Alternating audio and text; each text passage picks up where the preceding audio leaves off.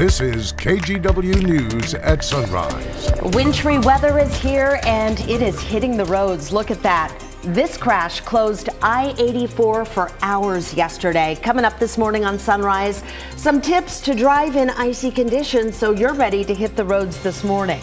Plus, if this passes in its current form, we will fight this vigorously as well. Work is underway to ban flavored tobacco products in Multnomah County. So coming up, we're going to hear from people who are in favor of this change and others who say they're prepared to fight it. And Rod Hill back on the job this morning with people who love weather almost as much as he does. Ever see me on TV? Yeah. What do you think, John? You're standing up. We're going to do this. Wait a minute, cut. How do you feel the need to stand up? No, Rod, you're a great communicator, and I know this works, but we're going to have winds coming through the gorge. Oh my God, did I just see Rod? Yeah, he obviously watches them on TV. Obviously. So Rod went behind the scenes at the National Weather Service office right here in Portland to see how those pros do it. And obviously, the pro himself right here, too. That was meteorologist John Bunk. I liked how his hands were shaking. I know. Through the gorge, he was shaking. okay, before you get to that, though, we have something that families will want to know about. We are getting a few school delays because of road conditions this morning.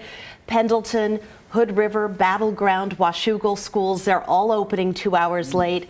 Handful of schools are also running their buses on snow routes. You can find the updates there scrolling at the bottom of your screen. And without knowing, I don't know specifically, but I'm going to make the assumption that's largely due to the fact we have icy spots on some roadways. The showers lasted late enough into the night that the roads were wet in many cases as the temperatures fell down to freezing, and we've got the icy patches out there.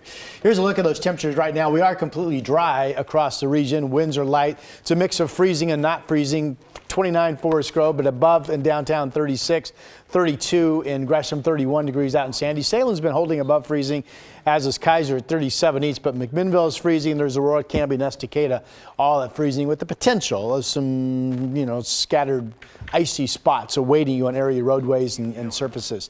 To the bus stop we go. It's a dry start. Most of us will be somewhere near freezing. Light rain will be here before the noon hour, 38 degrees. Rain continues for the most part the rest of the day. Be about 40 when the kids get out of school. Now the good news is, if you don't want snow, is that temperatures are going to hold near 40 overnight tonight as the next weather system comes into the valley. More on your complete forecast coming up. We'll see you then. Thank you, Rod. Well, because of those low temperatures, we are keeping a very close eye on the roads this morning. In eastern Oregon, wintry weather caused crashes yesterday that closed I-84 for hours in both directions from Pendleton to LeGrand. That's a 50-mile stretch that crosses the Blue Mountains. The freeway is back open this morning. It's already, unfortunately, though, seen multiple weather-related traffic jams and closures so far this year. So this time of year, the National Weather Service always expects temperatures at some point, right, to dip below freezing, meaning roads could really go from wet to icy just like that. They tweeted out this graphic so you can actually visually see what's going on with the weather when it gets cold out. The yellow areas are all above 32 degrees, while the blue areas that you see here on your screen are below freezing. We've got snow and rain on the left and right there of this graphic. Sleet in the middle. Those are droplets that freeze and form ice before they hit the ground. And then there's freezing rain, which is rain that freezes on contact with the ground. And then if you do find yourself caught outside for some reason in the middle of a winter storm, first find shelter. In some cases, if you have the tools, potentially build a snow cave if you're out in the woods somewhere. Make sure to cover your entire body, stay dry, melt snow to drink because eating snow will lower your body temperature, and keep moving around to keep warm. When you're on the road, common sense rules here. Slow down, don't use your cruise control, keep distance from other cars. Of course, carry chains, know how to use them, and pack an emergency bag for the car, stuff like flashlights, phone chargers, snacks, gloves, that sort of thing. And take a peek, of course, at Trip Check before you head out. All right, let's get to another one of our top stories this morning. It's the debate that's playing out in Multnomah County over flavored tobacco products and their appeal to kids. So there's a proposal to ban those products. And last night, dozens of people showed up to weigh in. Christelle Kumwe was there and brings us the latest.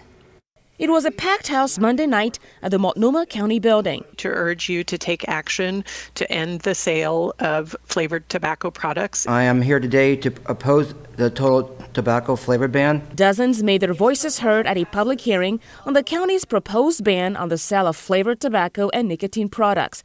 That would include e-cigarettes and vapes. Well, we know these are deadly products, and they're marketed in a way by the tobacco industry to hook kids on a lifetime of addiction, including menthol. Ruth Atkins, along with others from the Flavors Hook Oregon Kids Coalition, came here in support of the ban.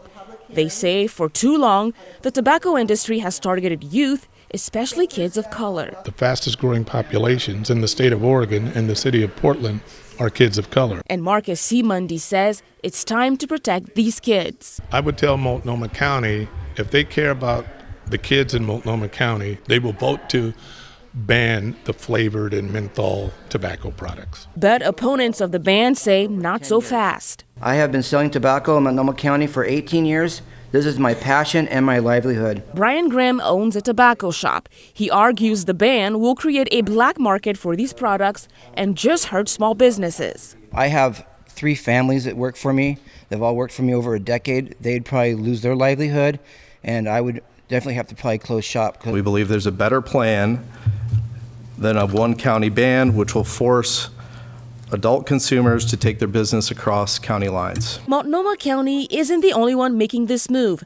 Last year, Washington County voted to ban the sale of flavored tobacco. In September, a circuit judge overturned the ban, but the county is appealing.